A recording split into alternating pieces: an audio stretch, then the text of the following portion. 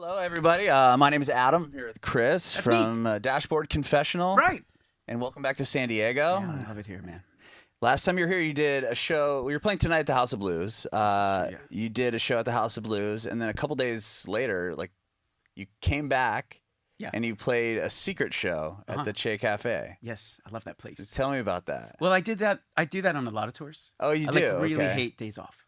Okay. So I'll thumb through the local zines or whatever, the rags, and say all right, this is so far away. This is pretty close. All right, and I'll call them up. What do you have tonight? And they're like, well, we got this. They're usually like the size of this room. And they're like, well, we got this show coming play. This band or that band. Well, what happens after? They're like, nothing happens after. Goodbye. And I'm like, no, I have an idea. This kid, I'm in this band. And they're like, you're not you. Yeah. First, they start off not believing who I am. And I'm like, well, I could have my agent call you, and then there's going to be a whole deal where you don't get to keep any of the money. Which I don't care about the money. I just want to go just and want play to go a show. and play. You can have all That's the so money. Cool. So, so that's what I do on days off, and sometimes I do it after shows too. Wow. If I didn't get enough out at the show, I'll just find some other place to play. Very cool. Yeah, because I know the Che Cafe here in San Diego is a very legendary venue. And I played there so many times in the Yeah. early days. I have an hankering to get back. Very cool. And that I remember that show. It kind of got like emotional at one point. Do you remember that? Yeah, it was like You're saying one of my shows got emotional? I know. At one Believe it or point? not, it did. I don't know if you You think I'd remember that? Yeah, right. Yeah, it did. But there was something that happened in that room that was special. yeah. Yeah, and then I made a really close friend that day too. Oh, is which that right? Or a couple that are my best friends now. That's So it. That's really you never cool. know where the day's gonna lead you. Well, that's what happens here in San Diego, Right? Yeah, it's city of brotherly love. Well, Is speaking that of here? I don't know. what you said, There's no way to tell. it got emotional. I've heard you say in the past that when you play a song, it's never the same twice. Right. Can you kind of explain that to us? Yeah, they're songs are this.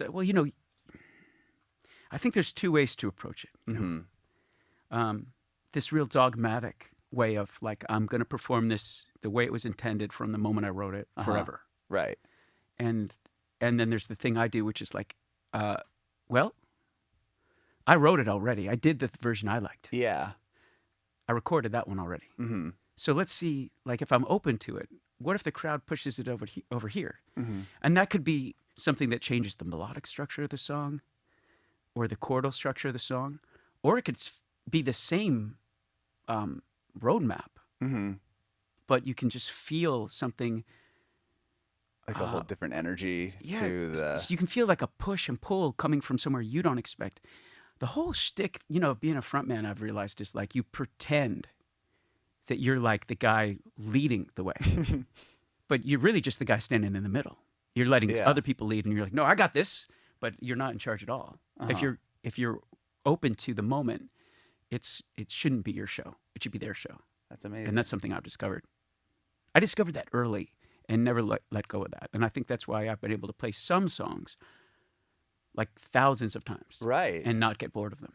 That's amazing. Yeah, because I know as a fan from the early on days of Dashboard Confessional, when you would just tour by yourself, you still play some of those songs even today, which is incredible. And that's another reason why I do those solo shows, is because, or those secret shows, Yeah, you're because I right. do like playing solo still. Okay. And I shouldn't have to choose between both. If people will come to both, why not do them? Yeah. Nice. Well, with the new album, you have your first new record in I think 8-9 years now. Yeah.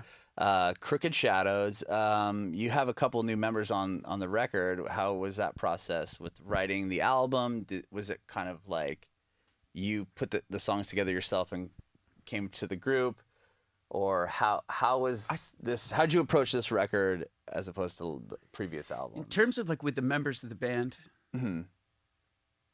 there were moments that were more collaborative than other records, and then there were moments that were just as collaborative.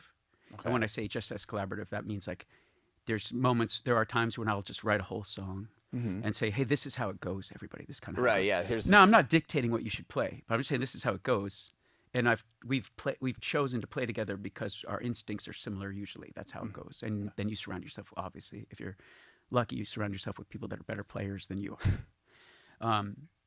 And we did come back from touring to touring about 3 years before we started making the record. So we really had Oh, some our chemistry, already going. wired. Cool. And we all live in the same town. And we Nice. all, well, Scott doesn't. He still lives in Milwaukee, but the rest of us live in the same town.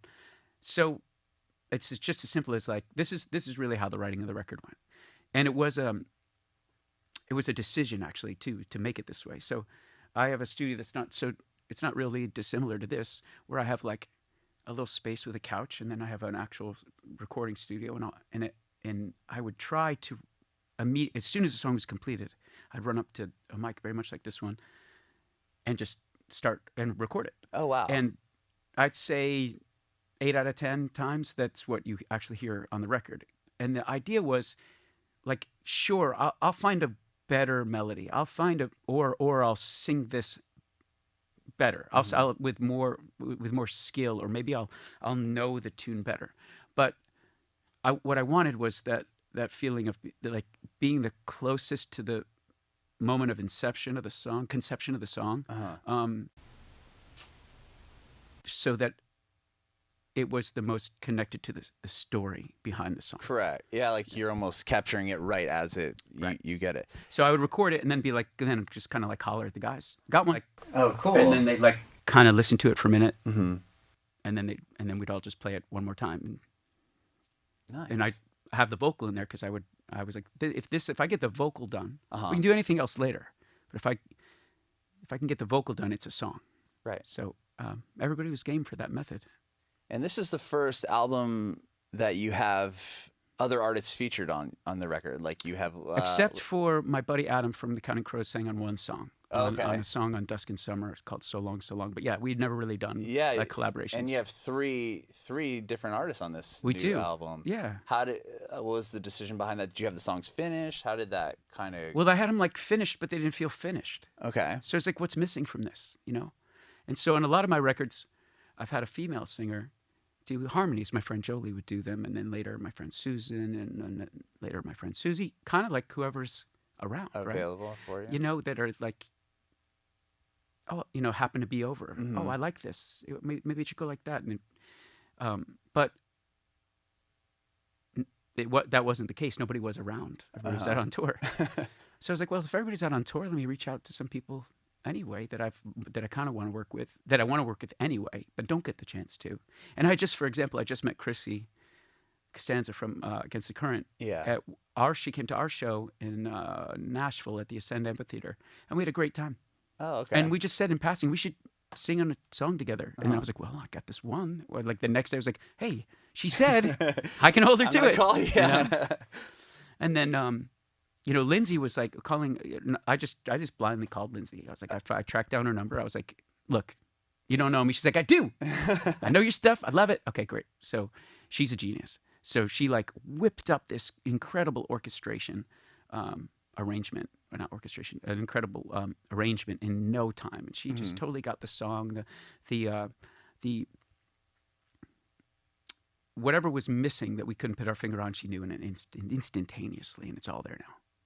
And who else? So then, and then there's the other one where it's like the Cash. Yeah, it's like an guys, EDM. I think we've known DJs. Cash. They weren't always EDM. They used to be a pop punk band. Right. So I've known them since like I started doing shows. I met them when they were a pop punk band, and we played shows together, and I loved them. I thought they were a great band. I also thought they were great guys. We've been talking about doing something together ever since. They went like on a different path. And we joked like, oh, I guess we played this one show together, and they joked like, I guess this means we can't ever really do that thing where we work together now, right? And I was like, well, that sounds like a challenge. So I came up with something we could wrench on. Well, we love the new album. It's amazing, and we're super excited. You're going to play some songs for us. Yeah. And thank you so much for hanging out with us today. Fantastic. Thanks, everybody, for coming. Hi. Y'all want to hear songs instead of jabber, maybe? Yeah, okay. Dashboard Confessional, everybody. That's me.